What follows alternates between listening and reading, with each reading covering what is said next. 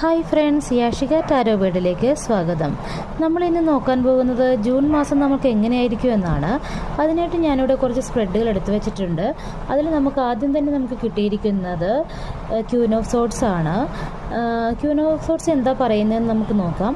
നിങ്ങളുടെ മനസ്സിനെ നയിക്കാൻ നിങ്ങളോട് ആവശ്യപ്പെടുന്നു. വികാരങ്ങളിൽ പെട്ടുപോകാതെ നിങ്ങളുടെ സത്യം വ്യക്തമായി പറയുക. നിങ്ങൾ നിങ്ങളുടെ തന്നെ കൂടുതൽ ബുദ്ധിപരവും വിവേകപൂർണവുമായ പാതയിലേക്ക് കാലെടുത്ത് വെക്കുകയാണെന്നാണ് ക്യൂൻ ഓഫ് സോർട്സ് പറയുന്നത്.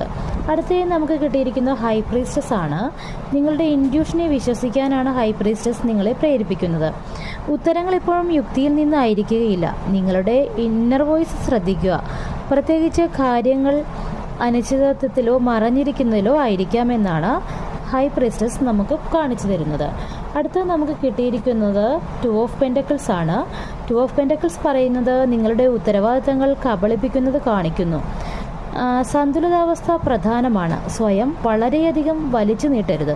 ബുദ്ധിപൂർവം മുൻഗണന നൽകുകയും മാറ്റത്തിന് മുന്നിൽ ഉറച്ചു നിൽക്കുകയും ചെയ്യണമെന്നാണ് 2 ഓഫ് പെൻറ്റക്കിൾസ് നമ്മളെ ഉപദേശിക്കുന്നത്.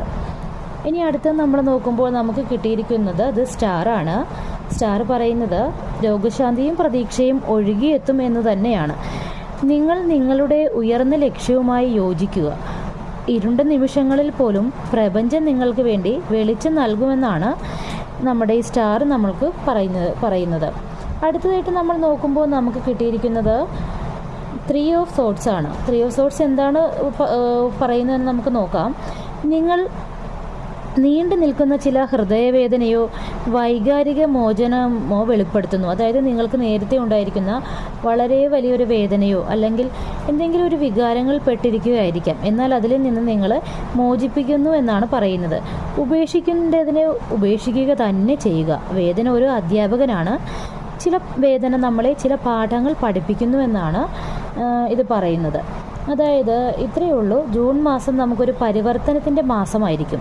നിങ്ങൾക്ക് എന്തെങ്കിലും അസുഖങ്ങളിലൊക്കെയാണ് നിങ്ങൾ പെട്ടിരിക്കുന്നതെങ്കിൽ അതിനൊരു രോഗശാന്തി ലഭിക്കുകയും സ്വയം കൂടുതൽ ആഴത്തിൽ വിശ്വസിക്കാൻ പഠിക്കുകയും വികാരങ്ങളെ യുക്തിപരമായി സന്തുലിതമാക്കുകയും ചെയ്യും.